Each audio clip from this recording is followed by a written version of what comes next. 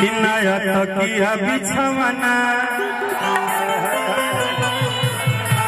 कि नया ding dong के डोली हमारा तो लाइन में सुन रहा है कि नया डिंग डोंग के डोली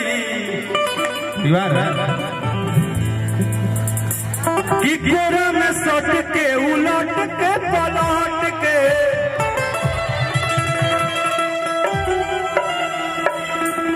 एक सेकंड धन्यवाद आप लोग ये से हम करते नहीं जे भी ये गाना के आज हिट कहता सुपर हिट कहता डुपर हिट कहता वो पूरा भोजपुरी श्रोता समाज के हम आज मंच के द्वारा पैर छू के प्रणाम करते नहीं। आज आपने एक बात तो साबित कर दिया कि जो लोग बोलते थे कि भोजपुरी में खाली हैया होगा चलेगा, आपने एक बहुत श्रृंगार रस के गाना को इतना सुपर हिट बनाया है कि आपने बताया है कि अगर गायक अच्छा गाना दे तो हम अच्छा भी सुनना पसंद करते हैं और इसके लिए आप सबको धन्यवाद दिल से।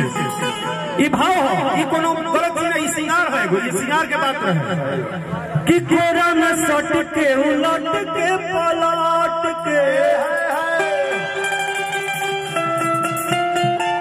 दिल बारा तू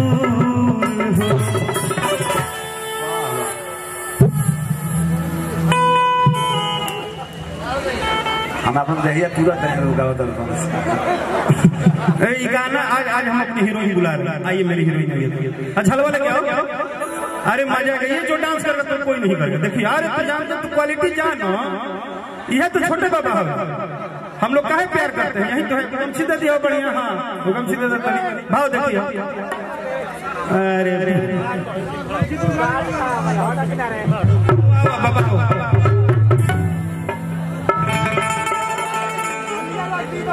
कि कोरा में सट के उलट के पलट के दिले बड़ा दहिया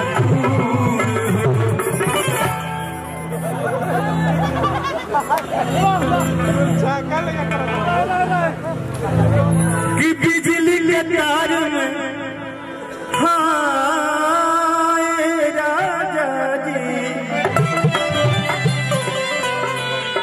बिजली के तार में भतार छुड़ैलो हम मने मने कैला मजबूर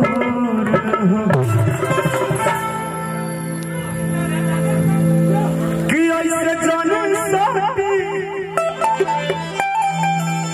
कि मोरा होती कि टूटेला बदन पोरे राजा तनी जाने न बहरिया बदन पर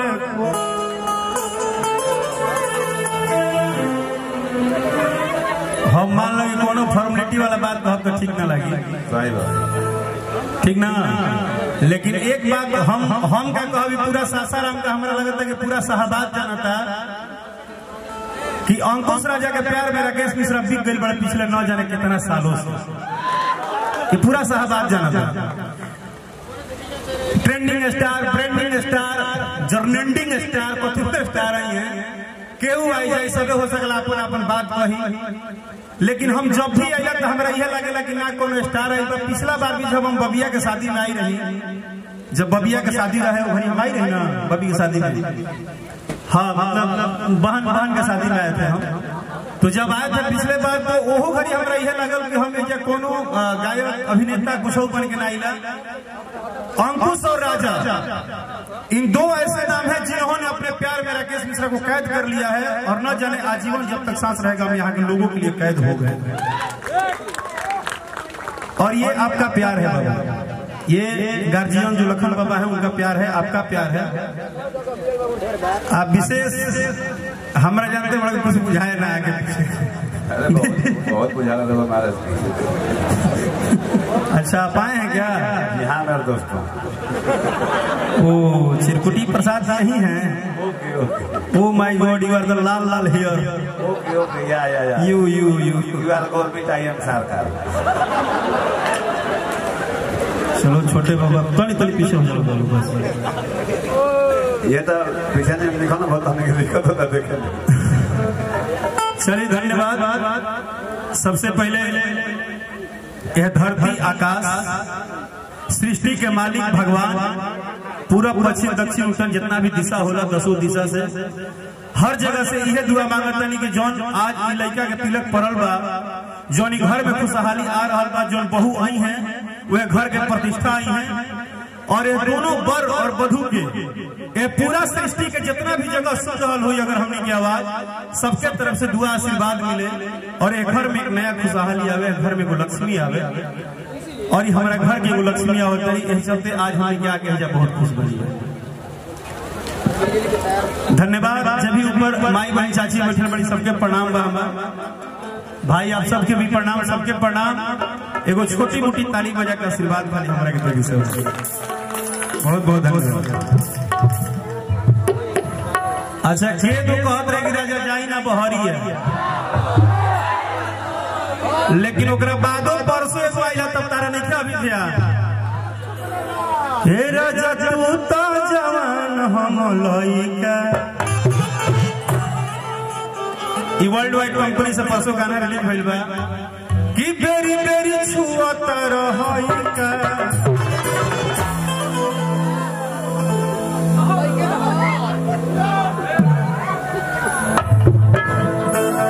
भाई देखा तनी नो है हीरोगा के लड़का है यो। हे राजा तू तो जवान हम लइका।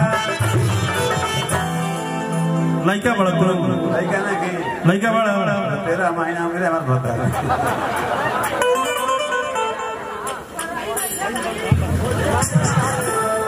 अच्छा लेकिन ये सब हो 2 मिनट बाबा, 2 मिनट होगा, मर मजाक सब होगा।